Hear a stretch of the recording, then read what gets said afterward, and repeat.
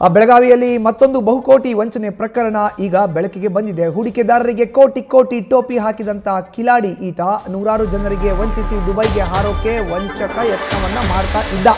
ಬೆಳಗಾವಿಯಲ್ಲಿ ಮೇಲಿಂದ ಮೇಲೆ ಈ ಬಹುಕೋಟಿ ವಂಚನೆ ಪ್ರಕರಣಗಳು ಬರ್ತಾನೆ ಇದೆ. ಕೋಟಿ ಕೋಟಿ ಜನರಿಗೆ ಉಂಡೆನಾಮ ತಿಕ್ಕೋದು, ಅಲ್ಲಿಂದ ಹಾರ್ಬಿಡೋದು.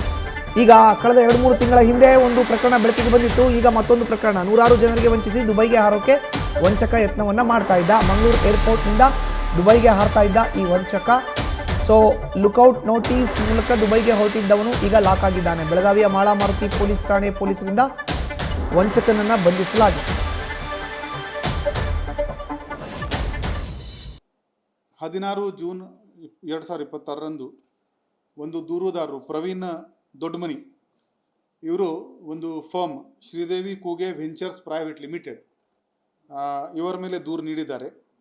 ಈ ಕಂಪ್ಲೇಂಟ್ನಲ್ಲಿ ಅವರು ಸುಬೋಧ್ ಕೂಗೆ ಮತ್ತು ಪ್ರಮೋದ್ ಹಾಳೆಮನಿ ಇವರ ಮೇಲೆ ದೂರು ನೀಡಿದ್ದಾರೆ. ಇದರಲ್ಲಿ ಇವರು ಈ ವೆಂಚರ್ಸ್ ಪ್ರೈವೇಟ್ ಲಿಮಿಟೆಡ್, ನೀವು ನಮ್ಮಲ್ಲಿ ಇನ್ವೆಸ್ಟ್ಮೆಂಟ್ ಮಾಡಿ ಇಷ್ಟು ತಿಂಗಳಲ್ಲಿ ನಾವು ಡಬಲ್ ಮಾಡಿಕೊಡ್ತೀವಿ, ಆ ಥರ ಆಸೆ ತೋರಿಸ್ಕೊಂಡು ಅವರಿಂದ ದುಡ್ಡು ತಗೊಂಡಿದ್ದಾರೆ. ಬರ್ಡ್ಸ್ ಆ್ಯಕ್ಟ್, KPID ಆ್ಯಕ್ಟ್ ಮತ್ತು BNS ಪ್ರಕಾರ ಈ ಪ್ರಕರಣ ನಾವು ದಾಖಲು ಮಾಡಿದ್ದೀವಿ. 2 ದಿನದ ಒಳಗಡೆ ಪ್ರಮೋದ್ ಹಾಲೆಮನಿ, ಇದರಲ್ಲಿ ಆರೋಪಿ ನಂಬರ್ 2 ಯಾರಿದ್ದ ಅವನಿಗೆ ದಸ್ತಗಿರಿ ನಮ್ಮ ಅಧಿಕಾರಿ ಮಾಡಿದ್ದಾರೆ. ಮತ್ತು 13 ಜುಲೈರಂದು ಈ ಸುಬೋಧ್ ಕೂಗೆ ಕೂಡ ಇದರಲ್ಲಿ ನಾವು ದಸ್ತಗಿರಿ ಮಾಡಿದ್ದೀವಿ. ಈಗ ಇವರದು ಎಲ್ಲ ಅಸೆಟ್ ಐಡೆಂಟಿಫಿಕೇಶನ್ ಮಾಡಿಕೊಂಡು ಬ್ಯಾಂಕ್ ಅಕೌಂಟ್ ಆಗಲಿ, ಆಸ್ತಿ ಪಾಸ್ತಿ ಆಗಲಿ ಅದು ಎಲ್ಲ ಜಪ್ತು ಮಾಡಿಕೊಂಡು ಸುಮಾರು 250 ವಿಕ್ಟಿಮ್ಸ್ ಇದ್ದಾರೆ. ಇದರಲ್ಲಿ ಅವ್ರದ್ದು ದುಡ್ಡು ಮತ್ತು ಫ್ರಾಡ್ ಅಮೌಂಟ್ ಸುಮಾರು 25 ಕೋಟಿದು ಫ್ರಾಡ್ ಅಮೌಂಟ್ ಇದೆ ಅಂತ ಪ್ರಿಲಿಮಿನರಿ ಎಸ್ಟಿಮೇಟ್ ಇದೆ. ಅದು ನಾವು ಫ್ರೀಸ್ ಮಾಡಿಕೊಂಡು ಈ ಬರ್ಡ್ಸ್ KPID ಆ್ಯಕ್ಟ್ನಲ್ಲಿ ಏನು ಅಥಾರಿಟಿ ಇದೆ ಅವರಿಗೆಲ್ಲ ಮಾಹಿತಿ ನೀಡ್ತೀವಿ. ಇದು ಈಗ 4ನೇ ಪ್ರಕರಣ. ನಮ್ಮ ಹೋದ 2-3 ತಿಂಗಳಲ್ಲೇ ಇದು 4ನೇ ಪ್ರಕರಣ ಇದೆ.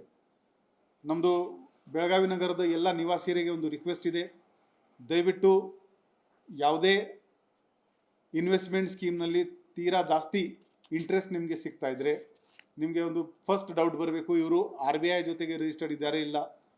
ಇನ್ವೆಸ್ಟ್ಮೆಂಟ್ ಸ್ಟಾಕ್ ಮಾರ್ಕೆಟ್ನಲ್ಲಿ ಮಾಡ್ತಾ ಇದ್ರೆ ಅವರು SEBI ಜೊತೆಗೆ ರಿಜಿಸ್ಟರ್ ಇದ್ದಾರೆ ಅಥವಾ ಇಲ್ಲ. ನಿಮಗೆ ಡೌಟ್ ಇದ್ದರೆ ನಮ್ಮ DC ಆಫೀಸ್ ಆಗಲಿ, ಪೊಲೀಸ್ ಕಮಿಷನರ್ ಆಗಲಿ, ಆಫೀಸ್ ಆಗಲಿ ನೀವು ಬಂದು ಅದನ್ನು ವೆರಿಫೈ ಮಾಡ್ಬೋದು. ಈಗಾಗಲೇ ನಿಮ್ಮ ಹತ್ರ ಚೀಟಿಂಗ್ ಆಗಿದೆ ಅಂದರೆ ದಯವಿಟ್ಟು ನೇರವಾಗಿ ಬಂದು ನಮಗೆ ಕಾಂಟ್ಯಾಕ್ಟ್ ಮಾಡಿ. ಇವೆಲ್ಲ ಓಡೋಗಿದ ಮೇಲೆ ನಮ್ಮ ಹತ್ರ ಬಂದರೆ ನಮಗೆ ಅದು ಪ್ರಾಪರ್ಟಿ ರಿಕವರಿ ವಗೇರಾಗೆ ಭಾಳ ಕಷ್ಟ ಆಗುತ್ತೆ. ಧನ್ಯವಾದ.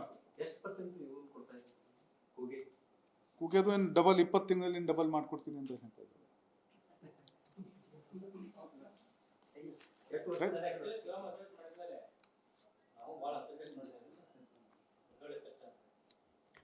It is very time consuming work. ಅದು ರೇಡ್ ಅಂದರೆ physically raid is just 1% of the work. 99% is ಒಂದು ಅಕೌಂಟ್ ಐಡೆಂಟಿಫೈ ಮಾಡಬೇಕು, ಎಲ್ಲ ಇಟ್ಟಿದ್ದಾರೆ ಅದು ಐಡೆಂಟಿಫೈ ಮಾಡಬೇಕು. It's laborious work.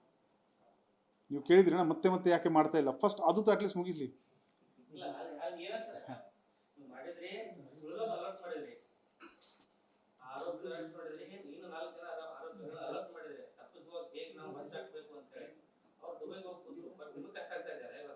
ಹಿಡ್ಕೋತೀವಿ ಅವನು ದುಬೈ ಫುಲ್ ಲೈಫ್ ಇರ್ತಾನೆ, ಅಲ್ಲಿ ಬಾಂಬಿಂಗ್ ಆಗ್ತಾ ಇದೆ, ಬರ್ತಾನೆ ಇಲ್ಲೇ ಬರ್ತಾನೆ, ಹಿಡ್ಕೋತೀವಿ. ಅವ್ರದ್ದು ನಾವು ಪಾಸ್ಪೋರ್ಟ್ ಟ್ರ್ಯಾಕ್ ಮಾಡ್ತಾ ಇದ್ದೀವಿ. ಆಲ್ರೆಡಿ ಫಾರಿನ್ ಹೋಗ್ಬಿಟ್ಟಿದ್ದಾನೆ, ಬಟ್ ನಾವು ಟೇಕಿಂಗ್ ಆಕ್ಷನ್. ಹಾಂ, ಏರ್ಪೋರ್ಟಲ್ಲಿ ಸಿಕ್ಕಿದ್ದಾನೆ. We are coordinating with them, will arrest. ಇವರು ಈ ಕೇಸ್ನಲ್ಲಿ ಅರೆಸ್ಟ್ ಆಗಿದ್ದೀನಿ, ಬಾಕಿಯವರಿಗೆ ಕೂಡ ಅರೆಸ್ಟ್ ಮಾಡ್ತಾರೆ.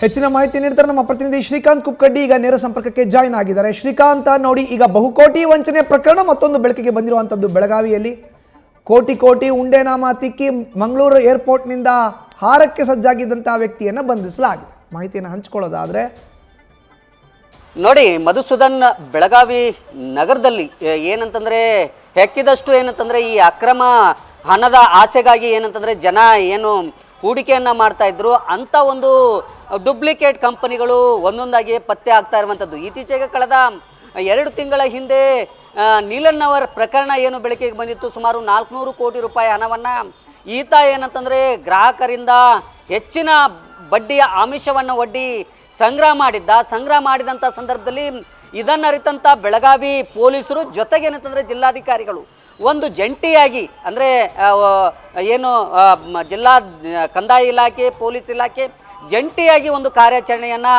ನಡೆಸಿತ್ತು. ಆ ಸಂದರ್ಭದಲ್ಲಿ ನೀಲನ್ ಅವರನ್ನು ಬಂಧಿಸಿ ಏನಂತಂದರೆ ಆತನನ್ನು CID ತನಿಖೆಗೆ ಒಳಪಡಿಸಲಾಗಿತ್ತು. ಅದಾದ ನಂತರ ಆತ ಈಗ ಜೈಲಿನಿಂದ ಹೊರಗಡೆ ಬಂದಿದ್ದಾನೆ. ಇಂಥ ಸಂದರ್ಭದಲ್ಲಿ ಜನ ಈ ಏನು ಡೂಪ್ಲಿಕೇಟ್ ಕಂಪನಿಗಳೇನಿವೆ, ಈ ಹಣಕಾಸು ಸಂಸ್ಥೆಗಳೇನಿವೆ ಡೂಪ್ಲಿಕೇಟ್, ಅವುಗಳಿಂದ ದೂರ ಇರ್ತಾರೆ ಅಂತೇಳಿ ಭಾಳಷ್ಟು ಜನ ಭಾವಿಸಿದ್ರು. ಆದರೂ ಏನಂತಂದರೆ ಈ ಏನು ಕಂಪನಿಗಳಿವೆ ಅವು ನಿರಂತರವಾಗಿ ನಡೀತಾ ಇದೆ. ಹೀಗಾಗಿ ಬೆಳಗಾವಿ ಜಿಲ್ಲಾಡಳಿತ ಏನಂತಂದರೆ ಒಂದೊಂದೇ ಕಂಪನಿಗಳ ಮೇಲೆ ಅವುಗಳ ಒಂದು ಮಾಹಿತಿ ಮತ್ತು ದಾಖಲೆಗಳನ್ನು ಕ್ರೋಢೀಕರಣ ಮಾಡಿ ಅವುಗಳ ಮೇಲೆ ದಾಳಿಯನ್ನು ನಡೆಸಲಾಗ್ತಾ ಇದೆ.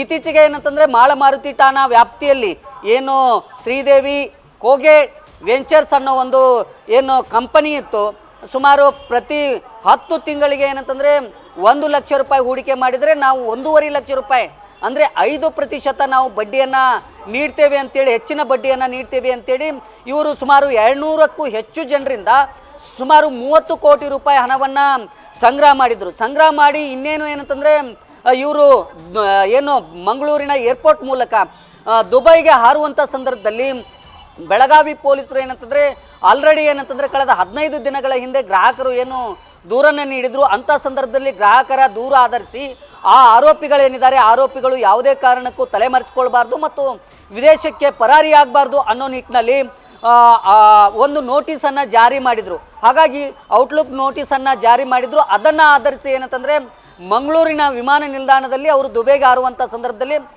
ಬಂಧನ ಮಾಡಿ ಈಗ ಬೆಳಗಾವಿಗೆ ಏನಂತಂದರೆ ಕರೆ ತಂದಿರುವಂಥದ್ದು.